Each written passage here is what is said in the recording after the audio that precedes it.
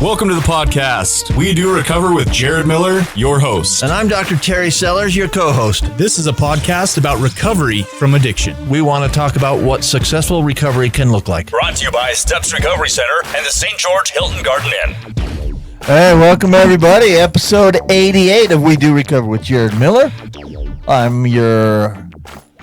I'm kind of the co-host, but today I'm going to be the host. I'm your host, Dr. Terry Sellers, and we have our guest in studio, who's not really a guest because he's here for every single episode, including twice as many as I'm here, Jared Miller. What's up, I'm brother? excited to do this, man. Yeah? Episode 88. We've made it through 88 I know, episodes. it's pretty cool, right? That is, man. We're That's streaking way towards cool. 100. Yeah. You want to hit us up with a little who sponsors us? Episode 88 is brought to us by Steps Recovery Centers. Steps Recovery Centers is here to help you or a loved one get help as soon as you make that decision and are ready to get help. You can reach out to them by calling them at 801-800-8142, or you can go to their website. That's stepsrc.com. You can live chat with an intake coordinator. They got you from start to finish, all the way from detox, inpatient, outpatient, aftercare. They're a great organization, and we appreciate them sponsoring this podcast. Yes, we do. All right, one more thing.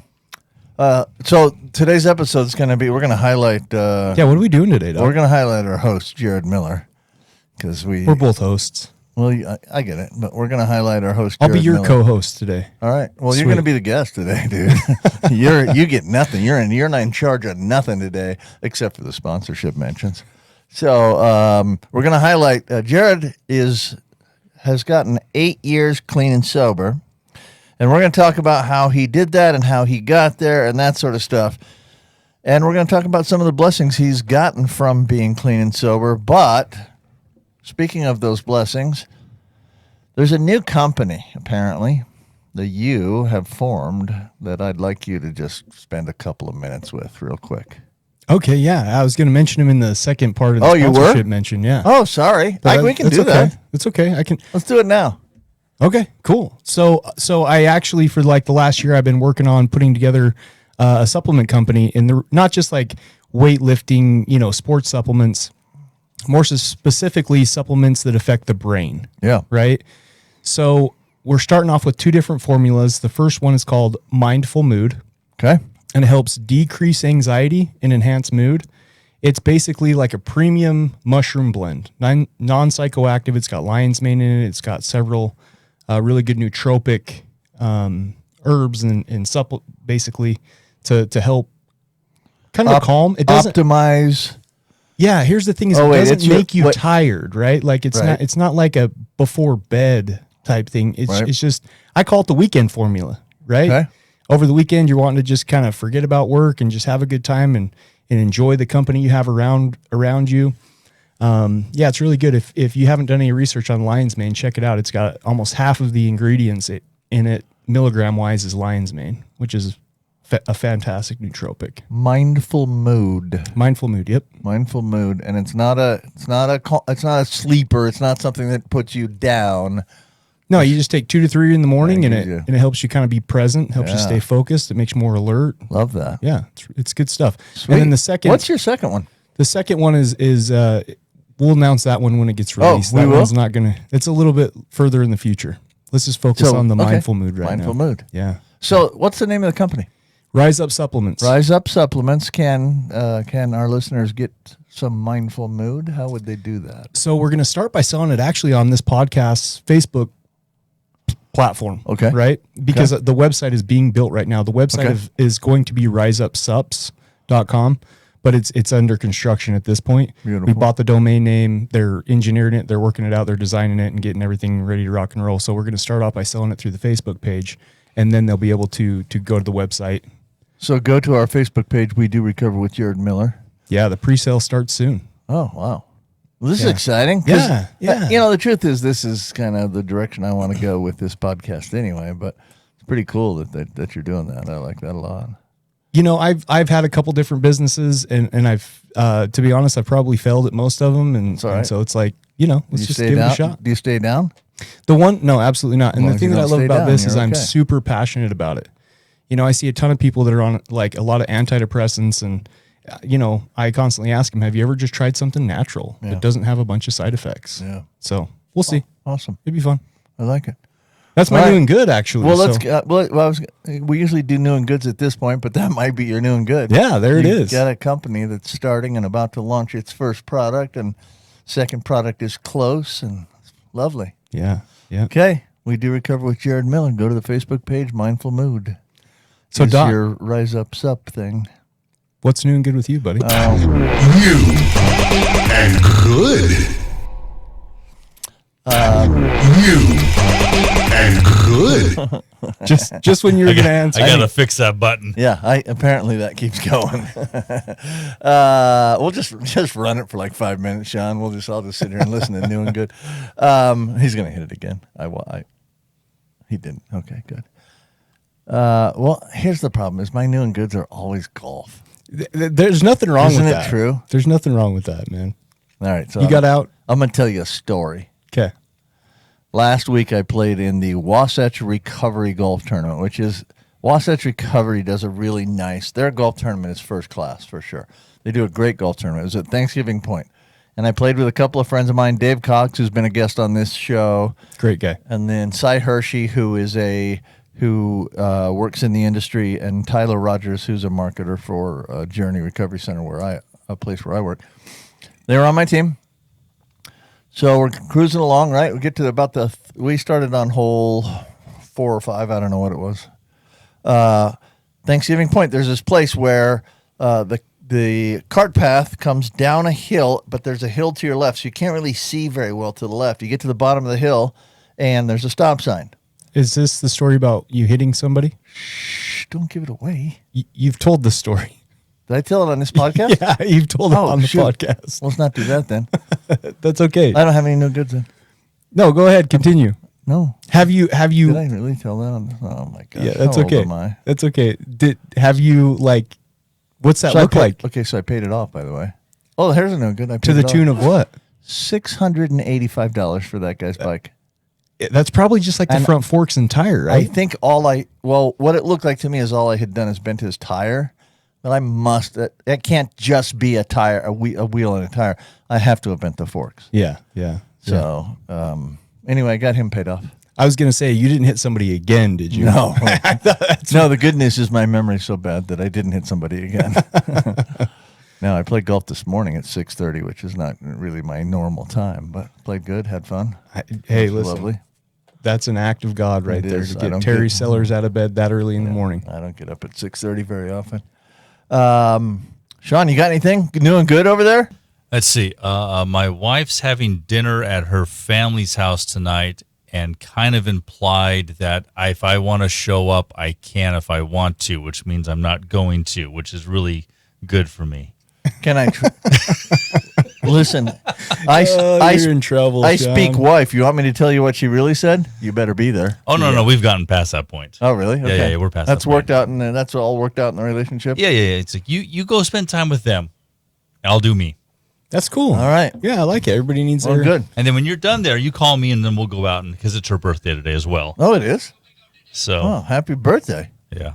So she can have nice. a birthday with them, and then a birthday with me, but All just right. not a birthday with all of us together, because that's not good. It's a recipe for disaster. It's old and borrowed or something. Yeah, yeah, I got you. All right, let's start. So, tell us what's going on with your life this week. What happened with you this week? Any milestones in your recovery? Yeah. So on July 3rd, July 3rd. I hit 8 years. Okay. 8 years in recovery, baby. Okay, I want to go back to that. So we're going to Okay. spend a little time talking to Jared about how he got to this point, but I want to go back to that. So July 3rd, 8 years ago was 2014, right? Yep. 2014. July 3rd, 2014. That's exactly where I want to start this story, basically. I call it my live date. Okay? You know, a lot of people refer to it as their clean date, but to me it was my live date because I had a suicide attempt on that day. Okay, I was going to say, let's go back just before that date. What led up to that being your last day you ever took a drink or a drug?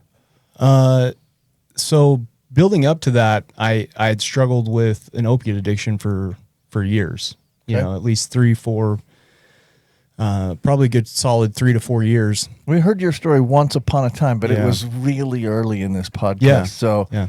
How'd you get started on opiates? So I was prescribed. I've had a couple surgeries. I played football, right? I was super involved in sports, played football growing up. And I've had a couple ankle surgeries. I still have a plate and some rods and some screws, some hardware in my right leg, a couple shoulder surgeries and stuff like that. And I was always prescribed pain meds. Okay. At the time though, I had like connection and I had purpose and belonging and all the important ingredients that we have in life, But right? that was called football for you, right? It was football, it was friends, it was school, it was Family. Sure. Yeah, all those things, right? Faith. And so I never really like used up all of them. I would just take them and throw them in a shoebox and put them in the top of my closet. Like, oh, maybe I'll need these one day, you know? So You were not a drug addict at that point. no, I wasn't. I wasn't. No drug addicts I know have shoe boxes with pills left over. You know, I find it interesting working in the field now. So I'm going to kind of switch gears here. Yeah. For me, I'll just speak for me because I know that Sure. a lot of people will say that why they started using for different reasons. For me, it was to cover up emotional pain. I never truly had, like I'd used recreationally before. I'd drank in high school and I'd, ate a marijuana brownie in college and, like I'd messed around, young, dumb kid. College stuff. Yeah, but I had never truly become addicted to something until I experienced the death of my dad. Okay.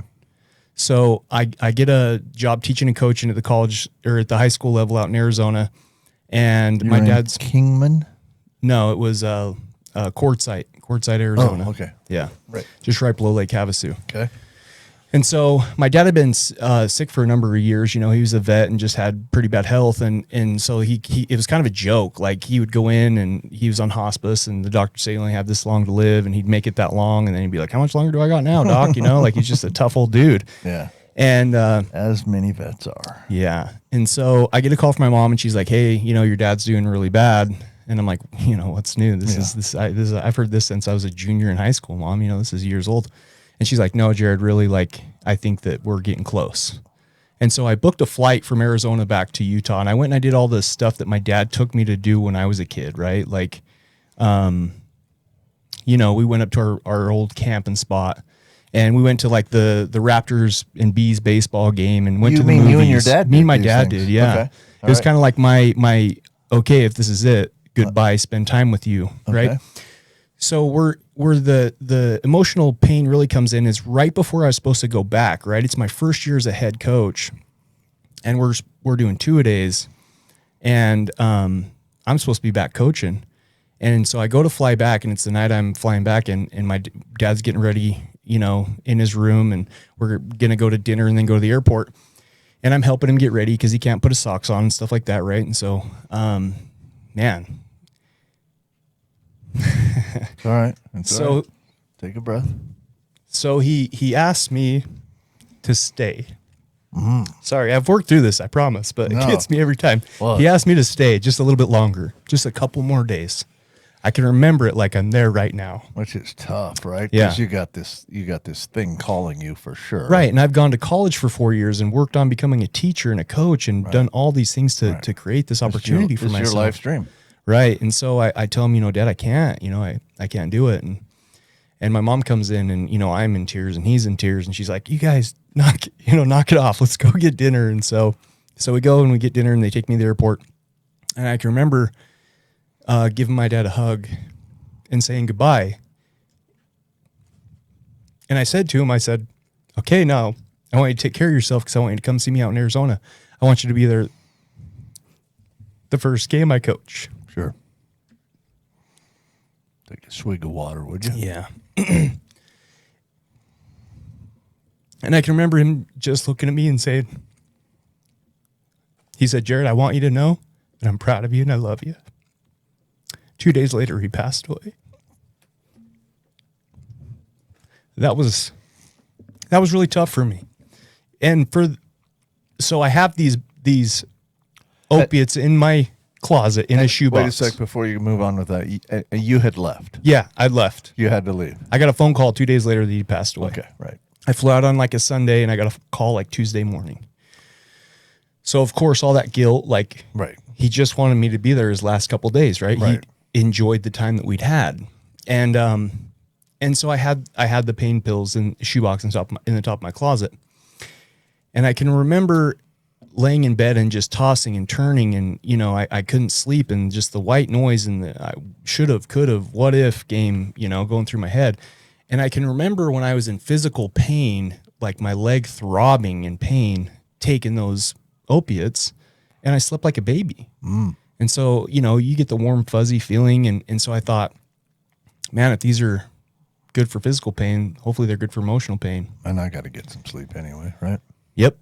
That's where it started. And I mean, I wasn't crushing them and snorting them. I wasn't doing anything crazy. I wasn't shooting them. I would just Took a take them, couple just of them. swallow them, right? Sure.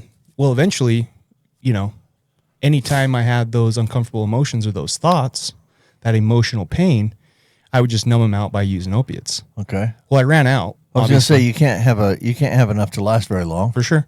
But I don't want to get anybody in trouble, but at the time I had a player whose father was a doctor. Oh, And so That's I would nice. just go into his office and we would chop it up about his son and baseball or Yeah. football or whatever season we were in. And hey, your son might have a chance to start this week. well, I wouldn't frame it like I that, know, right? I know. He was actually already a starter. He was a phenomenal player, but Okay, good. but I would just go in and we wouldn't even really have to talk too much. And obviously I would just show him my x-rays and my medical history. And he's like, oh yeah, I mean, boom. Right. It was just easy. It was super easy. So I go from, nothing to taking something every single day, multiple times a day. And then of course, somebody, I'm going to use air quotes here for those of you that are listening to the audio version of this, breaks into my car and steals my prescription. They did that? Or You I didn't dump lose them in it. They didn't fall in the toilet They may have accidentally? a time or two. Dog ate a few? Yeah, you know the game, they? right? You know the game, right? So It's funny because I've done this. I used to be a physician who saw people with Yeah. pain, and the people's birth control pills and thyroid medications never fell in the toilet. And their dogs never ate their high blood pressure meds. But man, those pain pills get eaten by dogs. There's something about it that really the dogs really just love. yeah. So that's probably when I had the first indicator that like I had a problem. But I'm in denial. Like I'm going through a doctor, it's prescribed. Sure, I'm using more than it's prescribed, but I need these, right? Like this is how I'm functioning. This is how I'm surviving. So that's where my addiction started. And it, like everything, like we've heard countless stories on this podcast, progressed from there. What I want to explore that for just a second from an interesting point of view because you know what I do for a living. Yeah, you're a Do doctor. you have any resentments towards that doctor at all? None, zero. Okay. Put yourself in his shoes. What do you think he's thinking? I think that he at the time saw a young man that was healthy. Yeah. I mean, I'd been playing college football. Right, Like sure. I am Sure. a physical. Pretty healthy. Yeah. Like Right? That's a guy playing football. He's in gotta be college, pretty they healthy. called me the Greek god, right? I looked like a Greek god. Like I was just in immaculate shape. I have a career. I'm educated. Hey, can I say something? Sure. You actually don't look too bad right now. Well, it's all right. I'm I'm in my 30s now, so But it's you take good care of yourself. So I think he saw, a young, active, healthy, educated, married, baby on the way, Successful guy. looking dude. And thought, this guy doesn't look. And, And he's in pain. you take a X-ray of a But that hurts. rod, a plate, That guy's and got about metal 7 or in 8. his- Right. I mean, yeah, it's Gotta just hurt. I don't have any resentments towards him. I don't think he was trying to do any harm. Yeah. I think he started catching on Yeah, sure. that there was a problem. Sure. And maybe at that point it would have helped to have a talk to me, Mm-hmm. but that's not his responsibility. Well, and it's hard. Listen, so I can approach this obviously from the doctor's point of view really well, and it sounds like a guy that was just trying to be helpful, right? Yeah. I mean, Yeah. he was trying to help you out, and probably got there was a point where he started to get like maybe this isn't the greatest thing to do, but I don't want to cut this guy off. Like I've had him on pain pills for a while. I just don't want to cut him cold turkey. So I'll give him some more, a little bit more. Yeah. Like Yep. in this country, we have an opioid epidemic that at least part of the blame has to be on the doctor. But the truth is, most of the time, the doctors are trying to be helpful. Yeah. They're not trying to cause harm. They might cause harm, but they're not trying. Well, and listen, back in 2014 and earlier, I don't know that again, at the time, there wasn't necessarily an opioid epidemic. It wasn't on everybody's, Right. radar at the time. It was just a thing. Yeah, right? it's a lot more on the radar now. For sure. That kind of stuff, although it still happens, it should for sure be hitting doctors quicker Yeah. than it used to. yeah. Yeah. Yep. So of course, natural progression. I end up moving back to Utah after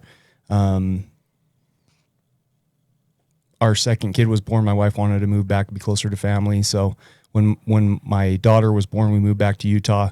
So Utah was on a hiring freeze.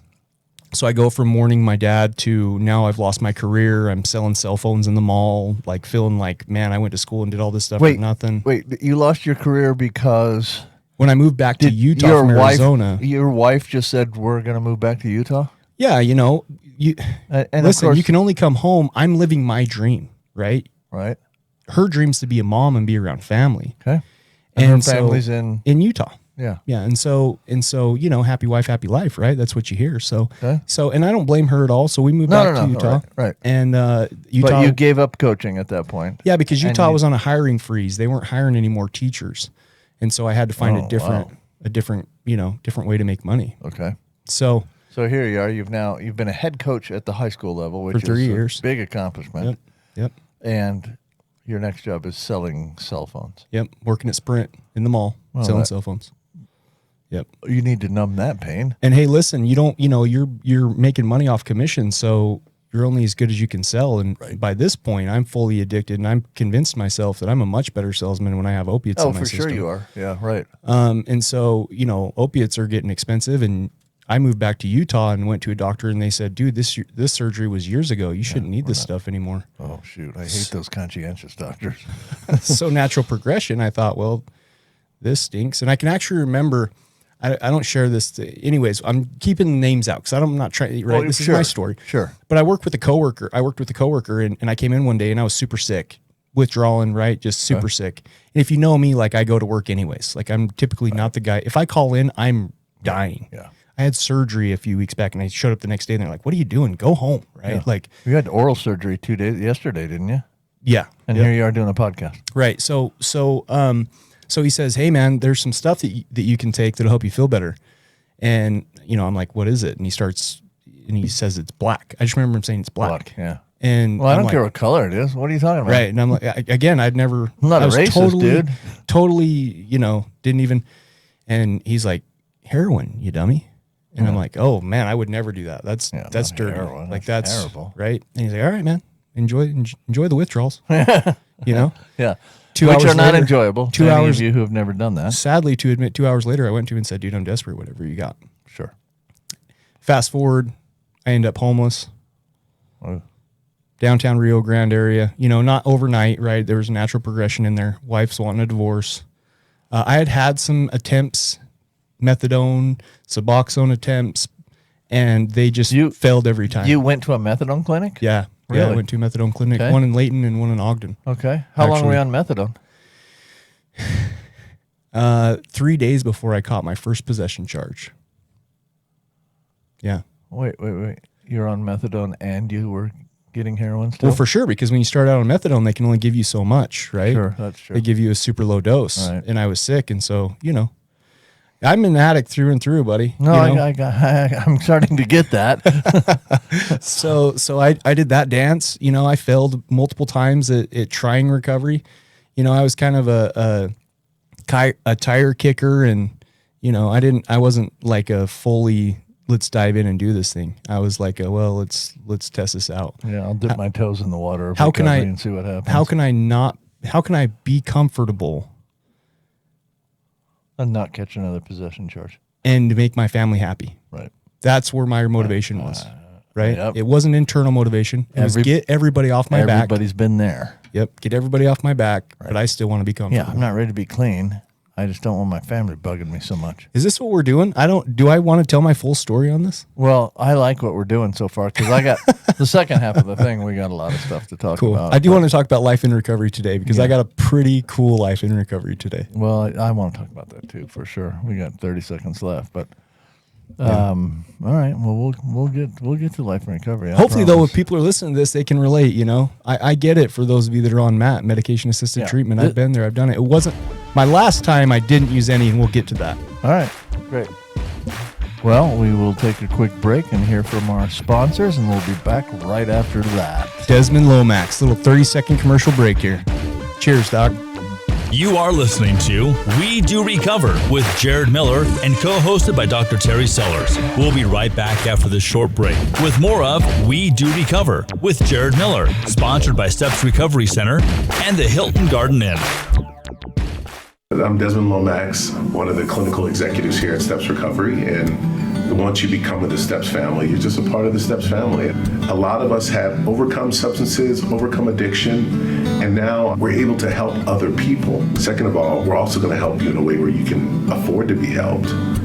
Third of all, we're going to give you the same quality that many organizations are charging 2 to 3 times, and it's more about you than it is about our organization.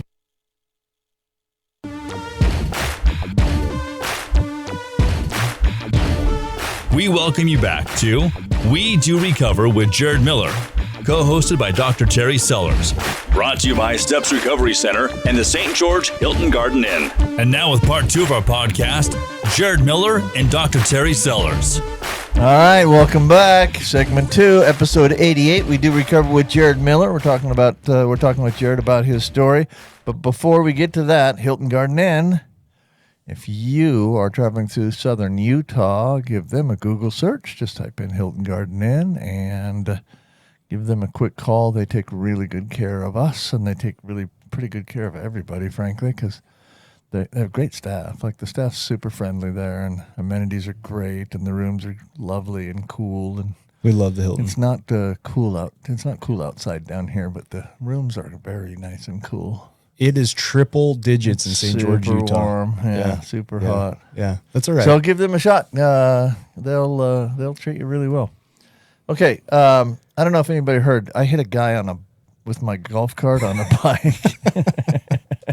I don't know should I tell the story? All right, let's get back to it.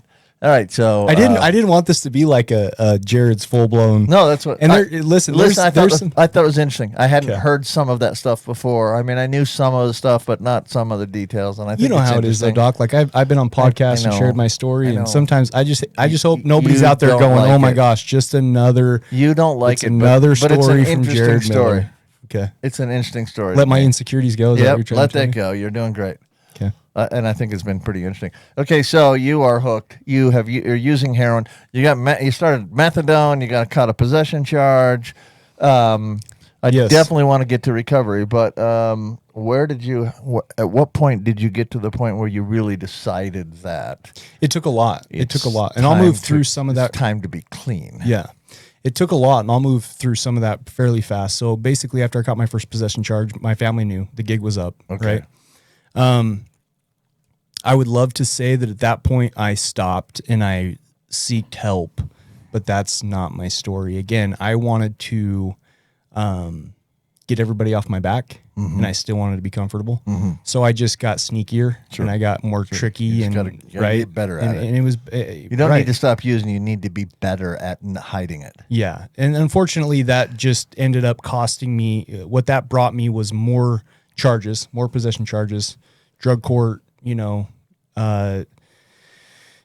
just more disaster, Did you more go to destruction. treatment yet in this story? Have you So been to I had treatment at any one point? prior inpatient treatment, right? Okay. And it was right after I'd gotten arrested. Okay, the first arrest, Yeah. the first possession charge. Okay. Yeah. And so basically my family says, we'll bail you out, but you got to go get Mm-hmm. some help. So I went to Ogden Regional and I just did a detox because I'm not an addict. Right. I'm just hooked You just on need- pain right, meds. It's right. the pain meds You fault, don't right? need treatment. You just right. need to kind of have somebody help you get off. it. Sure. So I went to like a Stop anytime you want. detox stay for a little while. And I actually, you know what's crazy about that is I actually, at this point in time, my wife, I try to go back home after and she's got the doors, change the locks on the doors, Oh. move my stuff in the garage. Oh. And this isn't a shame my ex-wife, right? Because for good reason. You earned it. Sure, totally earned it. That's the accountability that I get to take today. And for a while, my motivation was to get back, right? So I actually did, for the first little while out of detox, I did fairly well. You know, I was winging off of the Suboxone they gave me in the detox, and I was going back to work and doing all the things. And then it kind of became evident that we weren't getting back together. Okay. There was, So now you're having pain again. well, yeah, there's basically within 3 years, I lost my dad, my brother passed away, and my wife asked me for a divorce. And so, I mean, there was something there that was a big thing. That's her accountability. I'll let her, keep that. That's not my place to share, but it was just indefinite that the relationship's not going to work It's over. out. Right.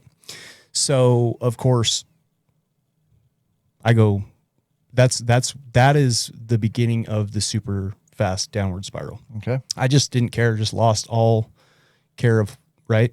So I go back to using heroin again. I literally remember leaving the meeting between me and her and directly going back. And it's been a couple months since I got out of detox. Okay. And I remember going back directly down and picking up and Downtown. Yep. And using, right? Where'd you eventually sleep that night? my mom's house. Okay. Yeah. And eventually my mom realizes that I'm, Back using. yeah. And so she kicks me out. Okay. Now where are you sleeping? One of the best things my mother ever did for me. Yeah. Hard Practice to do. a little tough Hard love. to do. Yep. That And is tough for a mom. and so that's when Nice work, Judy. yeah, that's when that's when I had to really experience my natural consequences. Yeah. July 3rd, 2014, I had enough. I don't listen. I like being comfortable. I like taking showers. I like eating food on a regular basis. I like having a place to sleep and a place to lay my head at night that's safe and secure. Sleeping in parking garages was not your gig? Not my gig. Sleeping on concrete, not great. And at the time before, I felt invisible. Like I really did. I felt like nobody had. And listen, this is me in the time this is me wallowing in my self-pity. Right. But it was real to me at the time. I think that's important to say too, you know. Like I genuinely felt like, and my family members loves you. now looking back, my family members have told me, hey, we went downtown, we drove around all night looking for you. We wanted to make sure you were still alive. We had no way of getting in contact with you to let you know that we cared and we wanted to offer help, right? So it's definitely You don't not have on a them. cell phone. Don't have a cell phone. Pawn that bad boy. You've sold that thing for some heroin. So July 3rd, 2014, I get enough. I acquire through some illegal means to get enough to take my own life. To get her done. Okay. Didn't happen. I weird. Most of the time when you go to a public bathroom, if it's locked, you just move on to the next one. Right. I mean, Okay. well, downtown in the Gateway Mall, I went into a public bathroom and proceeded to overdose. And somebody, instead of just moving on to the next one, they called security and they called police and they called the paramedics and they came in and hit me with Narcan 3 times and Whoa. yeah, brought me back. Interesting. Yeah.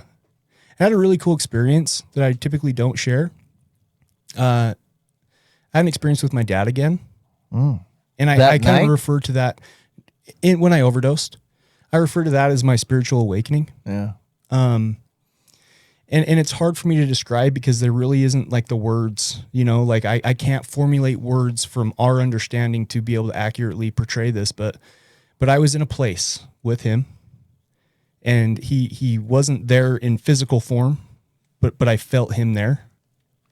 He was there. Yeah. His couldn't see presence him. was there without a doubt. And I communicated to him, hey, I'm done. I want to come home. I want to be with you. And the message I got back was, it's not your time. And woke up on a floor staring at a light.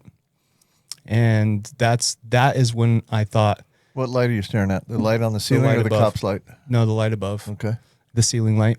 And that is probably when I decided, like, okay, I can remember going to jail and sitting in jail in a jail cell by myself, nothing but me and my thoughts and God in there. And I remember saying an ugly prayer, but a full-hearted prayer, and just like, if it's not my time to go, then what? Yeah.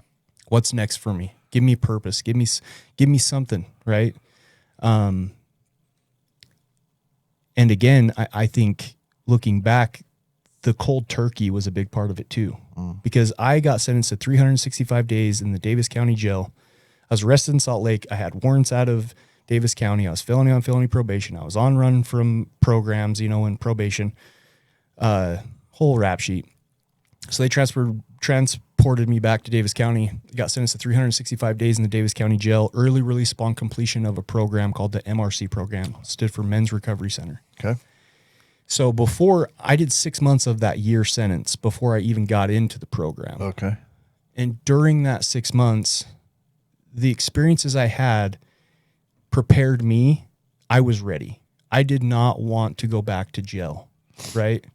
Right. Apparently I have to live, but I don't want to live in this place. Yes, that's when I felt like a shift in me starting to take place. Like when I had been arrested and gone and spent a couple days before getting bailed out or whatever the case may be, I was always sitting around glorifying war story and drug journaling with everybody at the tables, playing cards, talking about how the system was messed up and this and that and conspiracy theories. And, you know, it was with that group. Right. This time I was like, no, I'm staying in my room. I'm reading books. I'm going to religious meetings. I'm going to 12-step meetings. I knew I wanted something different. I go to treatment and I didn't have the best experience. It was a county program. Sure. There were people that were countied out from prison that were there, that antisocial personality disorders, what I know of it as now, but you know, they weren't necessarily there for change. They were there to get time reduced off their sentence. Sure. But it was good for me. It was good for me because it made me realize, when my counselors called me out on this, I remember saying, like, I hate these guys. And she's like, are you here to be Mr. Popular, or are you here to make changes in your life? That was huge for me because I had always been Mr. Popular. Sure. And I was caught up in that, wanting you to like me. I couldn't like me unless you liked me. Right. So that was, you know, that was kind of my journey. That's really where it started. I moved into a halfway house, and the guy that was UAing us in the halfway house was flushing his needles down the toilet. And funny story. And so one night we wake up and everything's flooded. The whole kitchen downstairs is all caved in, tile, everything, right? Turns out you're not actually supposed to flush needles down the toilet. So they kick us all out, everyone, because nobody wanted to, you know, nobody was going to tattle, right? No one's going to. In hindsight, they would have just had to UA all of us and would have figured it out. But anyways, so they kick us out of that little halfway house. I moved back in with my mom, and I just start rebuilding my life, you know? Mom let you come home? Mom, yeah. Okay. Yeah, as long as I was clean, as long as I was doing the deal, she let me come home. And listen, I did the outpatient too, and I still followed through on all the recommendations. I had to. I was court ordered. I couldn't. I had to do it. So what early recovery looked like for you? It was tough. Super hard. Child support, 50% of my paycheck went to child support. What were you doing at the time? I got a job working at a call center. And there's a cool There's no story drugs to in a that. call center. There was. Yeah, for sure there was. But again, like I genuinely Was ready to be different. Here's the thing with me is I'm pretty strong-headed. Like once I make my mind up about something, I stick with it pretty well. Okay. You know? And if people are smoking pot around me or drinking or doing things like that never bothered me. That was never my drug of choice. I was never interested in that anyways. It was the one thing or it was nothing really. Right. Super hard. You know, my first vehicle, I borrowed my mom's car for a long time. First vehicle I paid cash for, it was a 1993 Ford F-250 truck that had rust holes in it the size of, you know, the size of soccer balls. That's a cool vehicle though. Yeah. Yeah. It was, All right. I called it the Beast, you know? Okay. So that What was, did you do recovery wise? so I remember when I went to treatment, they had us go to fellowships, 12-step fellowship programs. And I can remember, it's funny, you know, when we first met, like I was so worried still about what other people thought about me. Right. I started off in actually AA. Okay. Because it was more socially acceptable for me to say that I was an alcoholic than a heroin addict. Okay. And listen, the principles and the concepts and the steps are really all the same. It's all the same stuff. I got a sponsor. His name was John. Okay. This dude, man, I'm going to get emotional again. This dude changed my life. He taught me how to live, right? Without getting high. Yeah. And he gave me some concepts. Like he told me, listen, Jared, in the first year, I don't want you to make a single decision by yourself. I do not care if it's lunch. Right. I want you to ask other people's opinions. Yeah. In other words, your best thinking got you here. Right. lean on some other people, right? And for me, that was huge. Cool you know? concept. Yeah. So that's Hard to give up that stuff. You're an adult. Yeah. Hard to turn that over. And listen, I made some mistakes. But he's right. Yeah. Your best thinking got you where you are. Yeah, for sure. I made some mistakes. You know, the 13th step was my favorite step for a minute. Good step. 13th step. So I wasn't, oh, man. I didn't do it perfect, and I wasn't, it took me 18 Well, months. you're a good looking guy. It took me 18 months to get through all 12 steps. Probably a pretty successful 13th stepper yourself. We're not going to go there. My right. beautiful wife's sitting outside this podcast studio. Oh, But it took me 18 months to get through all, because I was resistant. Listen, I felt offended the first time I went through the steps. Admit I'm powerless. Yeah, no, you're not Admit that my powerless. life's unmanageable. No, Who are you talking to? I'm that- Jared freaking Miller. Remember that strong-headed guy you were talking about earlier? Yeah. He's not powerless. Yeah. He can just bull his way through recovery. Yeah. So, I think everybody, became willing to turn my will and my life over. Like, I'm giving up control. Are you crazy? I can't turn my life over. Like, Okay, I've got 10 minutes left. Okay. And I'm going to make you we're just changing course Sweet. right now. Let's change it. Let's switch gears. What is the biggest blessing you have in your life today that you would not have if you weren't clean and sober? Relationships with other people. Okay. Let's talk about those. When I was at the bottom of my bottom, I was alone. I was very lonely. I felt invisible, right? So the opposite of that I have today is I have a healthy relationship with my mom, Okay. She doesn't love when I come on here and tell my story because she's a traditional conservative mom. I had the same But mom. she still supports me, and she posts Right. a comment in every one of these podcasts. And she's super proud of you, by the way. Yeah, and my oldest brother, we didn't talk for a long time, years we didn't talk for. I eventually got to hear his side of things, and it was like, dude, I thought you were going to die. And to protect myself and my family, I had to Pull away. put up a boundary, right? So today I can go to his house and swim in his pool and barbecue with him and, Sweet. have a good time. And I have connections with people. My wife, What's the biggest connection in your life? my wife. You're married Yeah. That's my, to a lovely, lovely human being, by the way. which was funny because I was always the guy that's like, I'll never get remarried. Yeah, for sure. After the experience that I had, I thought I'd never get remarried. But yeah, my wife is my absolute, when everything else. You would not have her for sure if you were still using. No, absolutely There's not. no chance in the world you'd have her. Right. So when everything else, at the end of the day, when I come home and I can close out the rest of the world, I have Mandy. You have a friend Yeah, absolutely. who loves you unconditionally. Yeah. Yeah, on your great days and on your crappy days. Yeah. And I got guys like you. Yeah. I listen, I could name off, and I won't do it because I don't want to be like, oh, he's just name dropping. But if you're listening to this and you know who you are, you're a male role model in my life. I love you. Yeah. Yeah, there's some good guys out there. And I appreciate you more than you probably know. I've found a way to find surrogate brothers and surrogate fathers in recovery that was at the core of my emotional pain in the beginning. Does that make sense? Honestly, like I'm kind of going to go off on a tangent here. Yeah, sure. But I'm a big believer in, especially working as a counselor, is we talk about recovery. Before you can truly get into recovery, you have to do discovery. It's super important for you to backtrack and pinpoint what were the reasons why you wanted to numb out, why you wanted to avoid, why you wanted to run away from, right? It's super important for you to discover or rediscover who you were before the substances happened. I was 24 years old before I ever got addicted. So it was real easy for me to go back, make that reconnection like, hey, I like working out. It helps me, right? I like connecting with other people and going and doing things and being social. I had a sense of self before the drugs that I was able to get reconnected with, rediscover. Did you lose that to drugs a little bit? Oh, absolutely. You stopped working out? Oh, absolutely. Sure. Yeah, no, why? Well, I get know? it. Right. And so I think that that's important for the listeners. Like that's kind of how I've done it. Yeah. Is my routine is everything for me today. You know, like I wake It's not up. uncommon.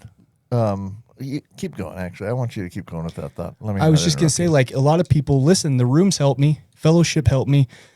I'm not a big book thumper. I'm not going to sit here and say you have to do it this way or there's no other way. I support all pathways to recovery. I'll get real honest though. The reason I went to fellowships is for what happened 15 minutes before the meeting and what happened the next half hour to 45 minutes after the meeting. Yeah. It was the connection. Yeah. Again, listen, if I self-evaluate myself, I was just a big softy that needed some people to give a crap about me, right? That needed some people to care and lean on me and love me and support me. And, you know, and so I found that. I found that in fellowship. And that's the biggest, we can read the dailies and that's all good. But for me, the most important part of the fellowshipping, was building relationships with people. Sure.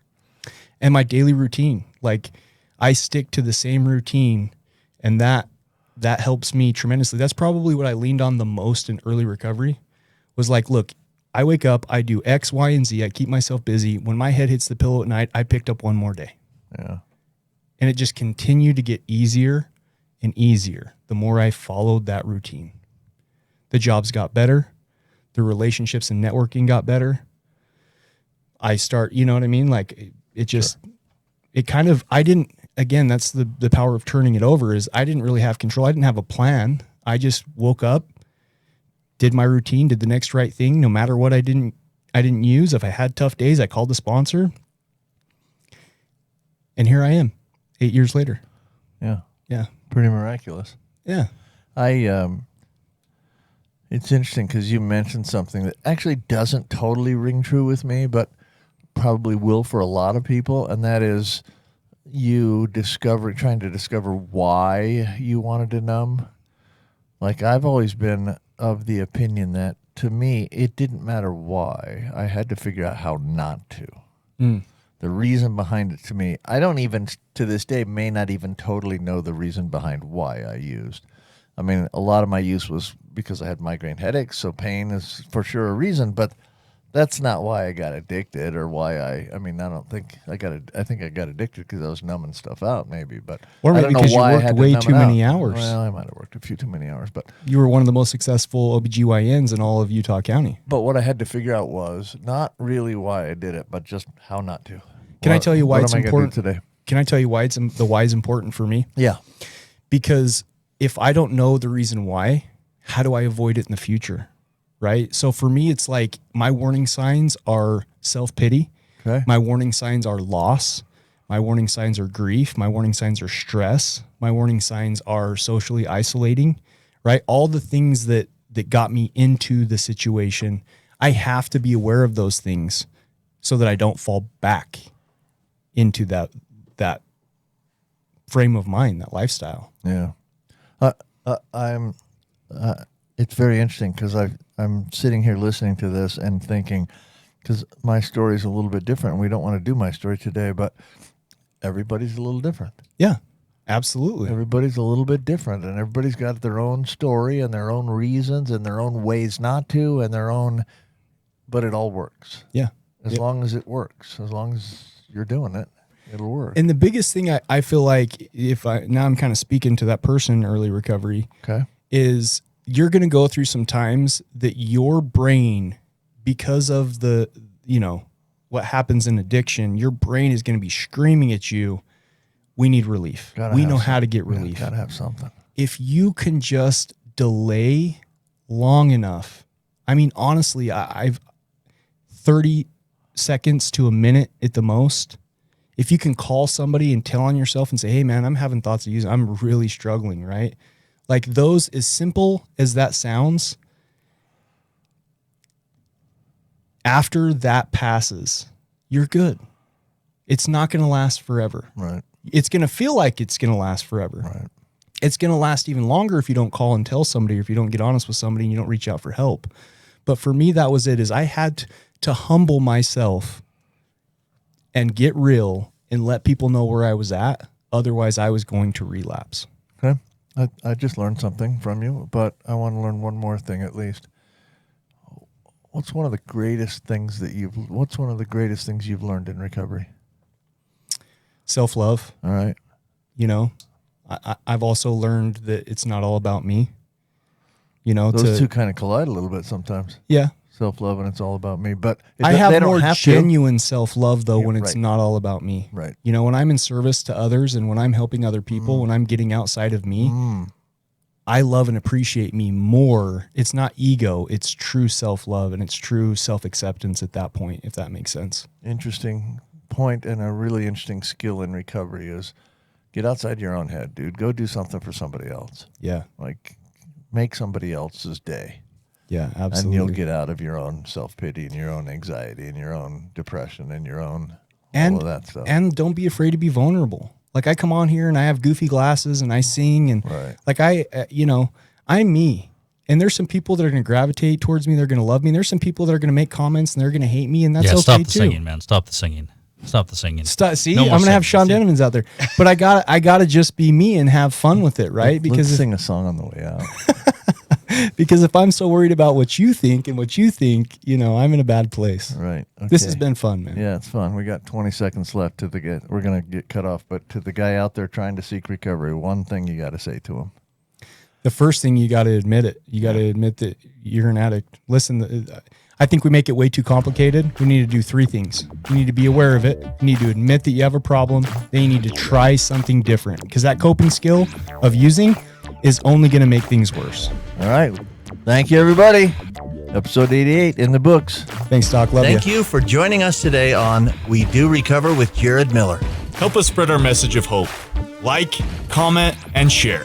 If you have any topics or ideas for future shows, please share that on our Facebook page.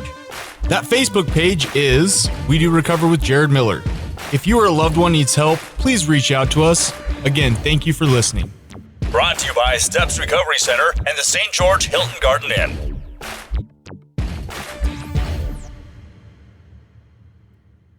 This has been a production from A Podcast Studio.